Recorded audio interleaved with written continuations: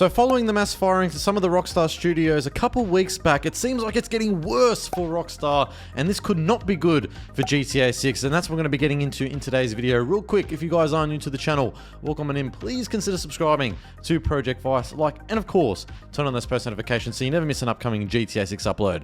Without any further ado, let's hop straight into this video. So if you've been following along with this, you will know that there were protests held by the ex-Rockstar employees at the Take-Two office in London, as well as outside Rockstar North studio in Edinburgh, Scotland. And following this, the fired Rockstar employees have spoken out following their alleged misconduct. And a YouTube channel, People Make Games, has interviewed these impacted employees over at Rockstar North in a 19, nearly 20-minute video capturing footage from this latest protest, which is titled as "The Rockstar Workers Fired Before They Could Finish GTA 6. And during the protest, one of the employees spoke out about how she felt regarding the firing. I'll get you guys to take a listen. It's currently a Thursday afternoon, just coming up to lunchtime, and around this corner across the road is the offices of Rockstar North, where you can see a demonstration is just starting to take place in which the fired union members have come together to rally support and to speak to their co-workers who remain at the studio. I was hired as a junior in 2016, and for the past 9 years, I could not have hoped for a better group of colleagues,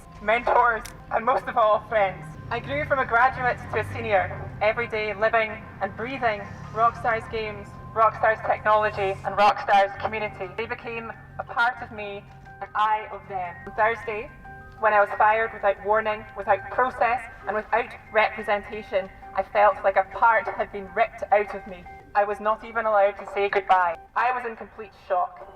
Shock that the company to which I had given so much of my labour, my passion, my creativity, my care, myself, would kick me out the door so aggressively. Can you talk to me what's going on here? Why are you here today specifically? So every day since we were fired last week, myself and many of my colleagues who were fired and many members from the company have been out at lunchtimes here, sort of having conversations, trying to tell our side of the story. We're trying to sort of show that there's broad support from outside as well as from within the company. Make them think about what they've done to us. So you can really hear the distress in Rachel's voice, an ex-employee that worked at Rockstar North for 9 years on Red Dead 2 and GTA 6 as well. And you guys maybe would have seen a few days ago, there was a confirmed Rockstar North employee that came out on the GTA forums clarifying and detailing what had happened over these firings. Last week, my colleagues who were in the studio were each individually messaged by HR for a short friendly meeting under the friendly guise of, "Hey, are you free for a quick chat?" Upon attending this meeting, they were handed an envelope with a short letter stating that their employment had been terminated for gross misconduct regarding posts made in Discord. They failed to provide any evidence when asked, nor was any stated in the letter, and did not divulge any other information or reasoning. And further going to say, "I never saw any discussion / leaking of Rockstar projects in the union Discord. The only ever discussion was around unionization efforts and the working conditions at Rockstar. The Discord wasn't public. It was a private Discord group that only contained Rockstar employees and independent workers of Great Britain union officials. This was union busting and nothing else." Now, if this current Rockstar employee is telling the truth about this whole situation regarding his fellow colleagues, then the dismissals are not only unfair by Rockstar and Take-Two, they strike at the heart of workers' rights and exposes Rockstar's claims about valuing their talent as meaningless. Now, another piece of information the current Rockstar employee provided was that there were over 250 of us in that union / employee Discord group. There is a fear that if they get away with this, they'll have nothing stopping them from doing this again and again. Those of us who are lucky and remain for now work in fear. Fearful when talking to each other at the tea prep, fearful that we are next in line and easily got rid of, too scared to go outside the studio and talk to or even acknowledge our colleagues outside protesting in fear of reprisals. Now, I did briefly mention this in one of my most recent videos, but I wanted to elaborate a little bit further on it. We all know by now that GTA 6 has been further delayed to November 19th of 2026, and this does allow the current employees at Rockstar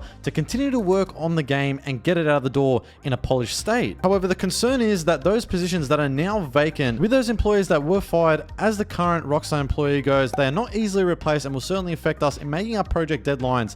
These are very senior artists, animators, QA testers, designers, programmers, and producers, including leads, which is super alarming and concerning, especially when this game is at the final stretch at the moment of its development. Now, I know some of you guys down in the comment section below will say, "Hey, Project Vice, those are only 30 employees at Rockstar. There are so many other employees at all the other Rockstar studios globally, thousands and thousands of employees. This is only just a small percentage."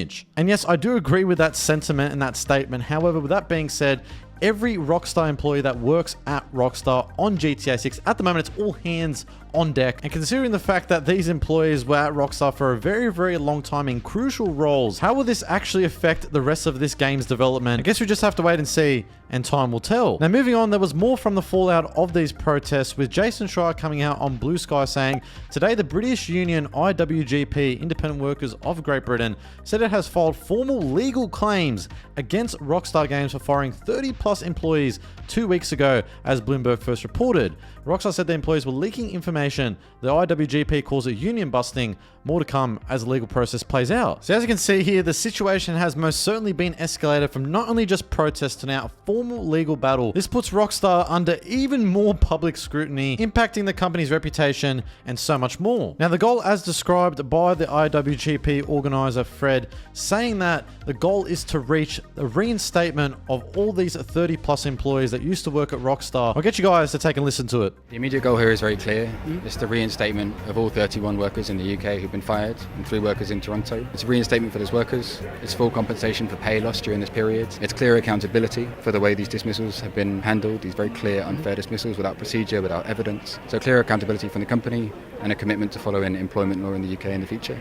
So today the appeals have been submitted in order to ask the company to do that voluntarily. Let's say that doesn't end up happening and Rockstar ignores those appeals, rejects them. What happens then? What happens next is up to Rockstar. We've just submitted our legal claim. Ball is in their court to respond. We hope they'll resolve this with us. We're also going to need the support of the public. We're going to need the support of the gaming community. I think this is a fight that affects all of us. Anyone who cares about not just GTA 6, but games as a whole. So for a studio that is as big as Rockstar, this is most definitely a misstep and it has been handled incorrectly. And it's these legal claims like this that signal potential consequences both financially and culturally, as well as shining a harsh light on Rockstar's treatment of its own employees, its own workers working on the most anticipated game of all time, GTA 6. And how Rockstar handles this moving forward, especially with this formal legal battle that is going to go on, could really define not only just their public image, but the development and reception of GTA 6 itself. So yeah, it's quite sad at the end of the day. Hopefully these ex-employees do get their jobs back. Hopefully they do get reinstated, because,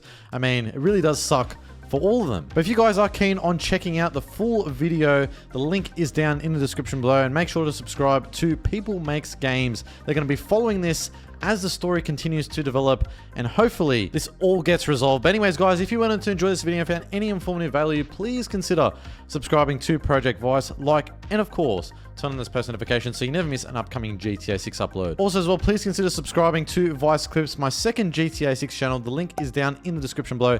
Any support is greatly, greatly appreciated. By that, guys, make sure to stay safe. Have a great day, and I am out.